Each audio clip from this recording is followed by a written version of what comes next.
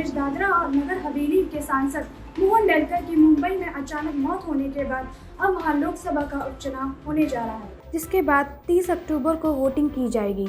ऐसे में यहां खाली पड़ी सीट पर बीजेपी ने उम्मीदवार के रूप में महेश गावित को टिकट दे दिया है, जो कि एक आदिवासी युवा चेहरा है। इसी के साथ मोहन डेलकर की पत्नी कलावती डेलकर ने भी इस उपचुनाव को लड़ने का ऐलान कर दिया है, जिसके बाद पूरे चुनाव की जिम्मेदारी उनके बेटे अभिनव डेलकर ने ली है। शिवसेना ने चुनावी मैदान में कलावती डेलकर को उतारा है। भारत और चीन के बीच लेह में लंबे समय से चल रहे तनाव के बीच अब अरुणाचल प्रदेश से भी तनातनी की खबर आ रही है। अरुणाचल प्रदेश में भारत और चीन के सैनिक वास्तविक नियंत्रण रेखा पर आमने सामने आ गए हैं। कमांडर स्तर की बातचीत के बाद ये मसला सुलझ गया था। भारत और चीन दोनों देशों के सैनिक पेट्रोलिंग के दौरान भिड़ गए थे। झड़प की ये घटना पिछले सप्ताह हुई थी। सूत्रों के मुताबिक अरुणाचल प्रदेश के संगसिक के करीब तावंग सेक्टर में पिछले हफ्ते भारतीय सैनिकों ने चीन के करीब 200 सैनिकों को रोक दिया। भारतीय सैनिकों की परसेप्शन के मुताबिक चीनी सैनिक वास्तविक नियंत्रण रेखा पार कर भारतीय सीमा में घुस आए थे। इसके बाद चीनी सैनिकों को हिरासत में लिए जाने के संबंध में सवाल मिलने लगे। रक्षा मंत्रालय से जुड़े सूत्रों ने बताया, भारत चीन सीमा का औपचारिक रूप से सीमाकरण नहीं किया गया है। दोनों देशों की सीमा रेखा परसेप्शन पर आधारित है और परसेप्शन के अंतर है। वहीं रक्षा मंत्रालय के सूत्रों के मुताबिक दोनों देश अपनी अपनी धारणा के मुताबिक गश्त करते हैं।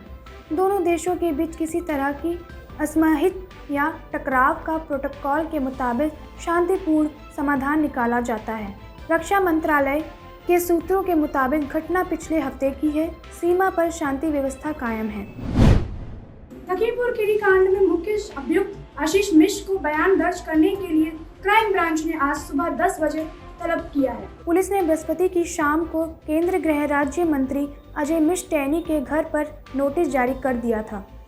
वहीं इससे पहले आईजी लक्ष्मी सिंह ने मुख्य अभियुक्त आशीष मिश्र को पर्यवेक्षण समिति के सामने पेश होने के लिए नोटिस भेजने की बात कही थी, जिसके बाद पुलिस ने आशीष मिश्र मोनू की तलाश में संभावित ठिकानों पर तबाइश दी।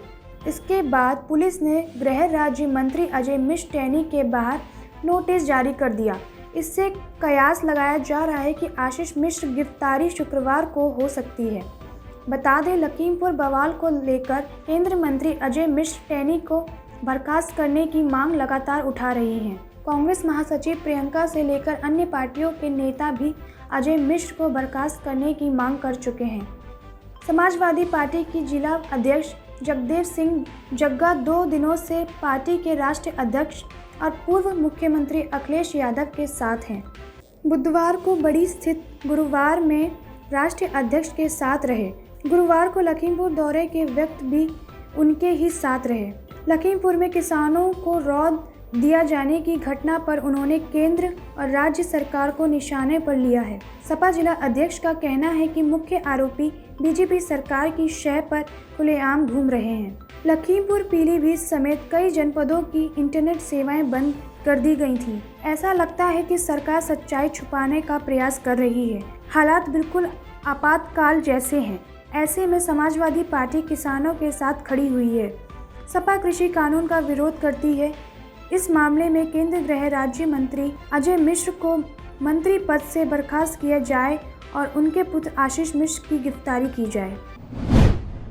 जम्मू कश्मीर में आतंकवादियों ने 2 दिनों के अंदर 5 लोगों की मौत की, जिसके बाद से घाटी में आम लोगों की सुरक्षा को लेकर सवाल खड़े होने शुरू हो गए हैं। स्थानीय प्रशासन से लेकर केंद्र सरकार तक ने अपनी कमर कस ली है, जिसके लिए वो अपनी बैठकें करके आगे की रणनीति पर काम कर रही है। आपको बता दें, इस मामले को लेकर कि आतंकवादी 3 समूह को निशाना बना रहे हैं, जिसमें बीजेपी अपनी पार्टी के नेता, अल्पसंख्यक कश्मीरी पीड़ित और सिख और सरकार समर्थक आवाज़ों जिन्हें आतंकवादी सहयोग शामिल हैं। सुरक्षा एजेंसियों के पास 3 महीने से पहले ही इसका मजबूत इनपुट थे। मुंबई ड्रग्स मामले में फंसे शाहरुख खान के बेटे आर्यन खान के साथ साथ 7 आरोपियों को अदालत ने न्यायिक हिरासत में भेजने का आदेश दिया। हालांकि इन सभी आरोपियों को एक रात एनसीबी के दफ्तर में बितानी होगी। कोर्ट में एनसीबी ने खुद बयान दिया है कि आर्यन खान के पास से कुछ नहीं मिला, लेकिन अभी उन्हें 11 अक्टूबर तक आरोपियों की कस्टडी चाहिए। लेकिन अदालत ने एनसीबी की इस दलील खारिज करते हुए कहा कि आपको काफ़ी वक्त दिया गया, जो अपने आप में काफ़ी है। इतना कहने के बाद कोर्ट ने आर्यन के साथ सभी आरोपियों को न्यायिक हिरासत में भेज दिया। अब कोर्ट की ओर से आया ये फैसला एनसीबी के लिए किसी बड़े झटके से कम नहीं है। इस मामले में सुनवाई शुरू होने के बाद अदालत का नज़रिया देखकर यह साफ है कि अब आगे एनसीबी की कस्टडी नहीं मिलेगी। अब इस केस में न्यायिक हिरासत मिलने के बाद आर्यन खान के वकील ने अदालत में जमानत के लिए 2 अर्जी दाखिल की है, जिसकी सुनवाई अदालत शुक्रवार की सुबह 11 बजे सुनवाई करेगी।